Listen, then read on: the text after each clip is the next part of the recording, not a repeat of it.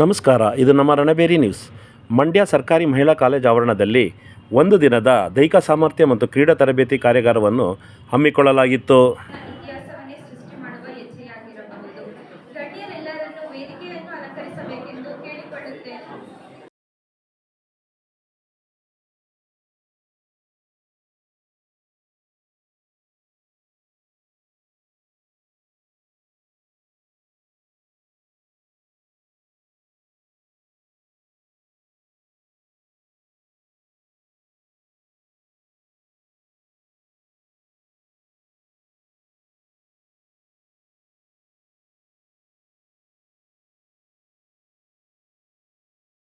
ಈ ಕಾರ್ಯಕ್ರಮದ ಉದ್ಘಾಟನೆಯನ್ನು ಮಂಡ್ಯ ಸರ್ಕಾರಿ ಮಹಿಳಾ ಕಾಲೇಜಿನ ಪ್ರಾಂಶುಪಾಲರಾದ ಡಾಕ್ಟರ್ ಗುರುರಾಜ್ ಪ್ರಭುಕೇರ್ ಅವರು ಗಿಡಕ್ಕೆ ನೀರನ್ನು ಹಾಕುವುದರ ಮೂಲಕ ಉದ್ಘಾಟಿಸಿದರು.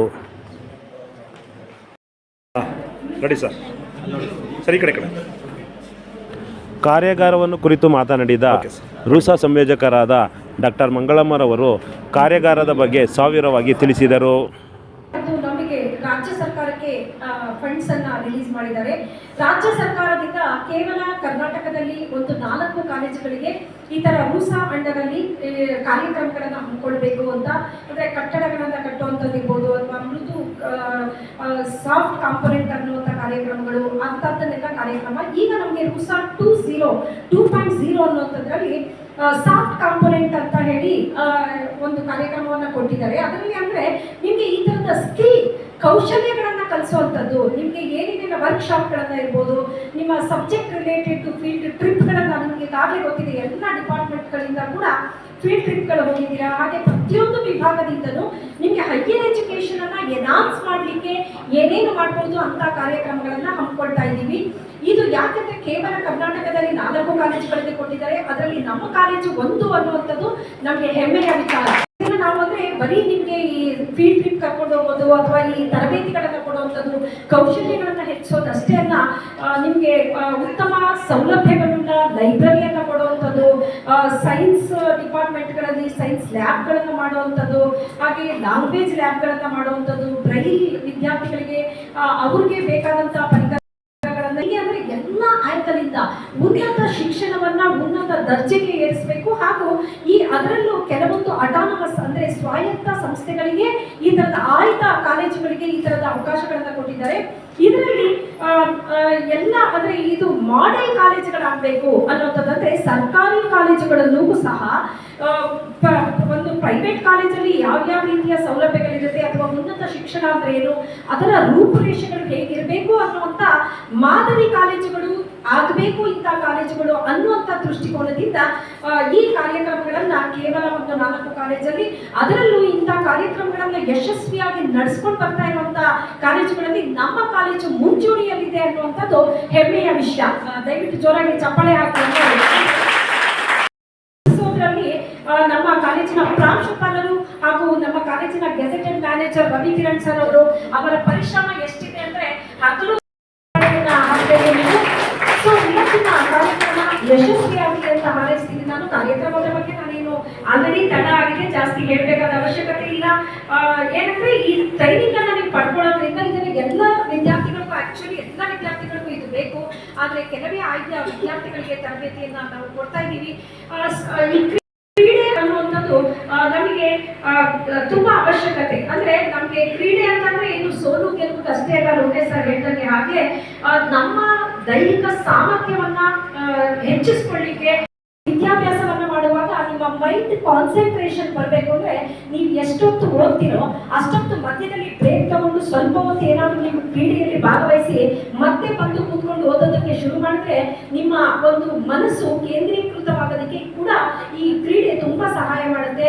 ಮತ್ತೆ ಆಧುನಿಕ ಸಮಾಜದಲ್ಲಿ ಇವತ್ತು ಎಲ್ಲರಿಗೂ ಈ ದೈಹಿಕ ಒಂದು ಸಾಮರ್ಥ್ಯ ಅನ್ನುವಂಥದ್ದು ತುಂಬಾನೇ ಅವಶ್ಯಕತೆ ಇದೆ. ಯಾಕೆ ಅಂದ್ರೆ ನಾವು ಎಲ್ಲರೂ ಒತ್ತಡದಲ್ಲಿ ಕೆಲಸವನ್ನ ಮಾಡ್ತಾ ಇರ್ತೀವಿ. ಈ ಒತ್ತಡವನ್ನು ಸಹಿಸಿಕೊಳ್ಳುವ ಸಾಮರ್ಥ್ಯ ಮತ್ತೆ ದೈಹಿಕ ಸಾಮರ್ಥ್ಯ ಇವೆಲ್ಲವೂ ನಮಗೆ ಬೇಕಾಗುತ್ತೆ.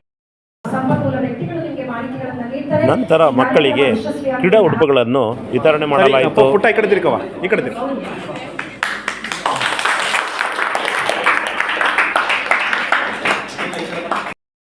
ಮೇಡಮ್ ಕಾಣ್ತೀರ ಮೇಡಮ್ ರಾಮನಗರದ ದೈಹಿಕ ಶಿಕ್ಷಣ ನಿರ್ದೇಶಕರಾದ ಶ್ರೀ ಭಾಸ್ಕರ್ ಪಿರವರು ಮತ್ತು ಭಾರತೀನಗರದ ದೈಹಿಕ ಶಿಕ್ಷಣದ ನಿರ್ದೇಶಕರಾದ ಶ್ರೀ ಸುರೇಶ್ ಬಾಬು ಡಿರವರಿಗೆ ಕಾಲೇಜ್ ವತಿಯಿಂದ ಸನ್ಮಾನಿಸಲಾಯಿತು.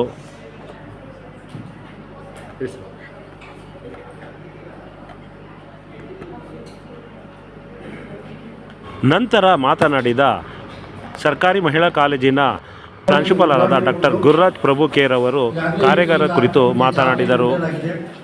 ನಾನು ಕಾಲೇಜಿನ ಪ್ರಾಂಶುಪಾಲನಾಗಿ ಒಂದು ಅಧ್ಯಕ್ಷೀಯ ನುಡಿಗಳನ್ನು ಆಡಲಿಕ್ಕೆ ನಿಂತ್ಕೊಂಡು ಗಟ್ಟಿಯಾಗಿದ್ದರು. ನಾನು ಕೇಳಿದೆ, ಸರ್ ನೀವು ಅಕಾಡೆಮಿಷಿಯನ್ ಜೊತೆಗೆ ಬೇರೆ ಏನೋ ಇರ್ಬೋದಲ್ಲ ಅಂದೆ. ಅವ್ರು ಹೇಳಿದ್ರಿಲ್ಲ, ನಾನು ಯೂನಿವರ್ಸಿಟಿ ಲೆವೆಲ್ಲು ಕ್ರಿಕೆಟ್ ಪ್ಲೇಯರ್ ಅಂತ ಹೇಳಿದರು.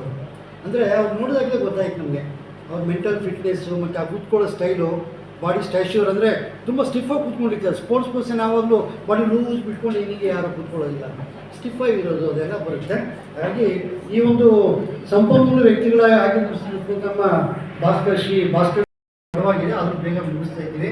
ನಿಮಗೆ ಸ್ಪೋರ್ಟ್ಸ್ ಫಿಟ್ನೆಸ್ಸಿನ ಬಗ್ಗೆ ಮತ್ತು ಯಾವ ಥರ ಕಾರ್ಯಾಗಾರವನ್ನು ಹ್ಯಾಂಡ್ಸ್ ಆನ್ ಎಕ್ಸ್ಪೀರಿಯನ್ಸ್, ಯಾಕಂದರೆ ನಮ್ಮಲ್ಲಿ ಏನು ಹೇಳ್ತೀವಿ ಅಂದರೆ ಅನುಭವದಿಂದ ಅಮೃತ ಅಂತ ಹೇಳ್ತೀವಿ. ನಿಮಗೆಲ್ಲ ನೋಡಿ ಅವರು ಕಷ್ಟಪಟ್ಟಿರೋದು, ಅವರ ಅನುಭವಗಳೆಲ್ಲ ನಿಮ್ಮ ಮುಂದಿನ ಜೀವನಕ್ಕೆ ಅದು ಅಡಿಪಾಯ ಆಗುತ್ತೆ. ಸೊ ಹಾಗಾಗಿ ಆದಷ್ಟು ಸಂಪನ್ಮೂಲ ವ್ಯಕ್ತಿಗಳ ನೀಡುವ ಒಂದು ಸಲಹೆ ಸೂಚನೆಗಳನ್ನು ಮತ್ತು ಮಾರ್ಗದರ್ಶನಗಳನ್ನು ತೆಗೆದುಕೊಂಡು ನೀವೆಲ್ಲರೂ ಸ್ಪೋರ್ಟ್ಸ್ನಲ್ಲಿ ಮತ್ತಷ್ಟು ಸಾಧಿಸಿ ಅಂತ ಹೇಳ್ತಾ, ಈ ಕಾರ್ಯಕ್ರಮವನ್ನು ಅಚ್ಚುಕಟ್ಟಾಗಿ ಆಯೋಜಿಸಿರ್ತಕ್ಕಂಥ ನಮ್ಮ ಲೋಕೇಶ್ ಸರ್ ಅವರಿಗೂ ಮತ್ತು ಸಮಿತಿಯ ಸದಸ್ಯರಿಗೂ ಮತ್ತು ಕಾಲೇಜಿನ ಬೋಧಕ ಮತ್ತು ಬೋಧಕೇತರ ಸಿಬ್ಬಂದಿ ವರ್ಗದವರಿಗೂ ಮತ್ತು ರೂಸಾ ಕೋಆರ್ಡಿನೇಟರ್ ಅವರಿಗೂ ಕೂಡ ಇಲ್ಲ ಅಭಿನಂದನೆಯನ್ನು ಸಲ್ಲಿಸುತ್ತಾ, ಕೊನೆಯದಾಗಿ ನೀವೆಲ್ಲ ಕೇಂದ್ರ ಬಿಂದುಗಳು ಸ್ಟೂಡೆಂಟ್ಸು ಇದರ ಒಂದು ಸದುಪಯೋಗವನ್ನು ಪಡಿಸಿಕೊಳ್ಳಿ ಅಂತ ಹೇಳ್ತಾ, ಈ ಕಾರ್ಯಕ್ರಮ ಯಶಸ್ವಿಯಾಗಲಿ ಪರವಾಗಿದೆ, ಅದನ್ನು ಬೇಗ ಮುಗಿಸ್ತಾ ಇದ್ದೀವಿ.